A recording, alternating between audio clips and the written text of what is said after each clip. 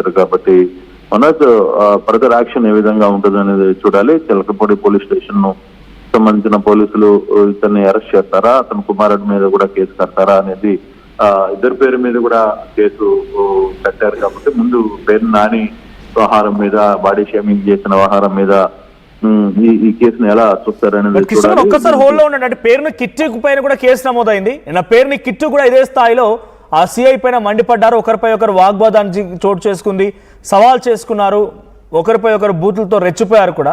ఒకసారి ఆ వీడియో కూడా చూద్దాం. ఒకసారి పేరుని కిట్టు కూడా పోలీస్ అధికారులపై వార్నింగ్ ఇస్తూ రెచ్చిపోయాడు. సో అటు పోలీసులు కూడా పేరుని కిట్టుకు వార్నింగ్ ఇచ్చారు. ఒకసారి వీడియో చూద్దాం.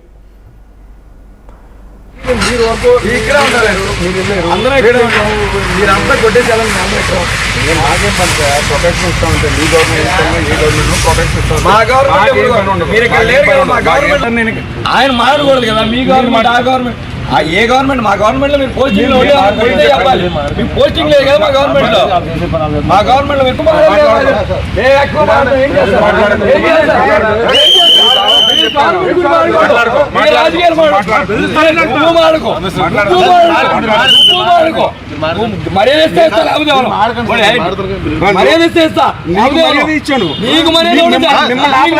మీకు మర్యాద చాలా ఎక్కువ. మీరు చేసే పనులకి మాకు అన్ని తెలుసులే కానీ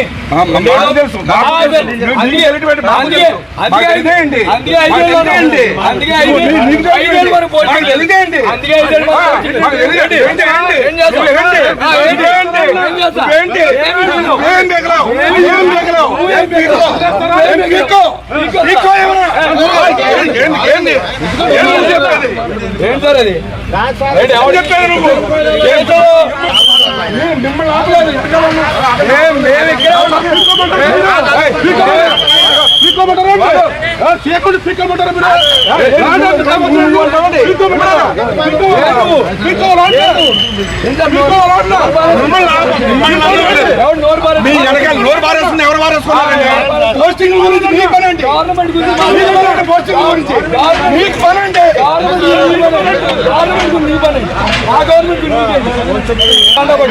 పోస్టింగ్ లేకుండా అంబులాన్స్ తీసుకున్నాం సార్, కానిస్టేబుల్ తీసుకుంటాం.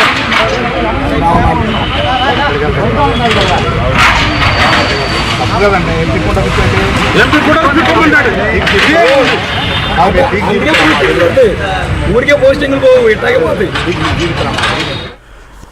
రైట్, అక్కడ కూల్చివేతలపైన ఆగ్రహానికి గురవుతూ అటు పేరుని నాని ఒకవైపు, ఇంకోవైపు పేరుని కిట్టు ఇద్దరు కూడా ఆగ్రహానికి గురయ్యారు. సో కృష్ణమోహన్ అంటే డైరెక్ట్గా అక్కడ లీగల్గా తీసుకోవాల్సినటువంటి చర్యల్ని, అంటే నిజంగానే అక్కడ తప్పుడుగా జరిగింది, అధికారులు ఏదైనా తప్పు చేశారు, ఇంకేదైనా జరిగింది అనుకుంటే కోర్టులో కానీ లేకపోతే పై స్థాయి అధికారులు కానీ ఛాలెంజ్ చేసి లీగల్గా వెళ్లాల్సినటువంటి ఈ ఇద్దరు పేరు నాని కానీ కిట్టు కానీ డైరెక్ట్గా పోలీసులు ఎందుకు పర్సనల్ తీసుకోవాల్సి వచ్చింది?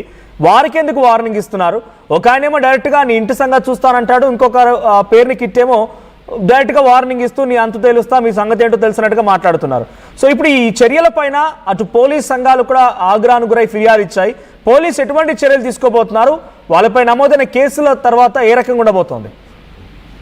డెఫినెట్ గా నిన్న వాదోపవాదాలు జరగడానికి కూడా కొన్ని లోకల్ గా స్థానికంగా గతంలో జరిగిన కొన్ని ఇష్యూస్, వీళ్ళిద్దరి మధ్య ఉన్న ఆహారాలు అన్ని కూడా జరిగాయి. ఒకదాని మీద ఒకటి పోలీస్ అధికారులు మాట్లాడడం, కిట్టు కూడా దానికి వెంటనే రెస్పాండ్ కావడం, తర్వాత నువ్వేం పిక్కుంటావో పిక్కు అని చెప్పడం, తర్వాత ఈయన కూడా నేను ఏం పిక్కుతానో చేసి చూపిస్తానని చెప్పి ఇతను మాట్లాడడం, ఇవన్నీ కూడా వరుసగా ఒకటి తర్వాత జరిగిన సంఘటనలు. అయితే ఈ ఆహారం మీద పోలీసు అధికారులు సంఘం కూడా రియాక్ట్ అయింది.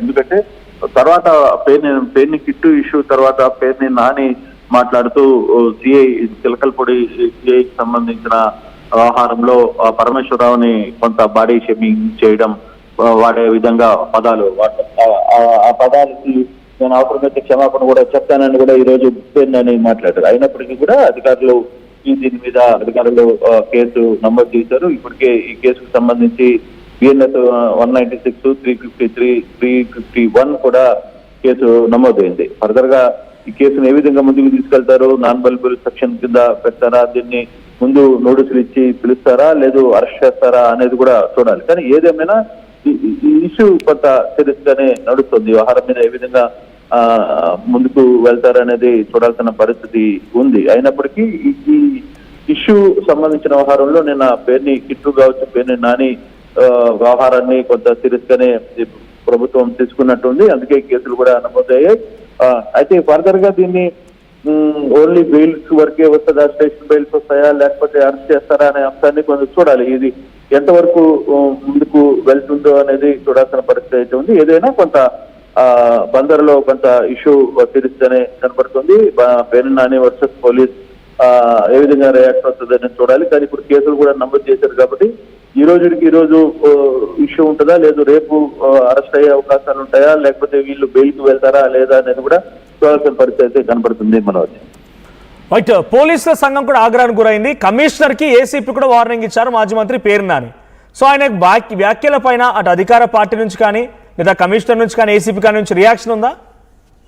కమిషనర్ వచ్చి లోకల్ కమిషనర్ బాతరాజు ఎవరైతే మున్సిపల్ కమిషనర్ ఉన్నాడో బందర్ మున్సిపల్ కమిషనర్ కి అది పోలీసులకు సంబంధించిన ఇష్యూ కాదు. అది ఓన్లీ ఆ స్థానికంగా ఉన్న బందర్ లో ఉన్న మున్సిపాలిటీకి సంబంధించిన అధికారులు, టౌన్ ప్లానింగ్ అధికారులు, తర్వాత అక్కడ ఉన్న ఇతర అధికారులు, వీళ్ళందరి నిర్మాణాలు ఏ విధంగా ఉన్నాయి అన్ని కూడా నాకు తెలుసు. మీరు ఇక్కడ ఒక పార్టీకో లేకపోతే అధికారంలో ఉన్నారు కాబట్టి మీరు కొందరు వత్తాసులకి ఉద్దేశపూర్వక వ్యవహారాన్ని చేస్తున్నారు. కానీ ఈ వ్యవహారాన్ని బుల్డోజర్ తో కూల్చే వ్యవహారాన్ని తిరిగి నేనేదో చూపిస్తాను మీకు ఖచ్చితంగా.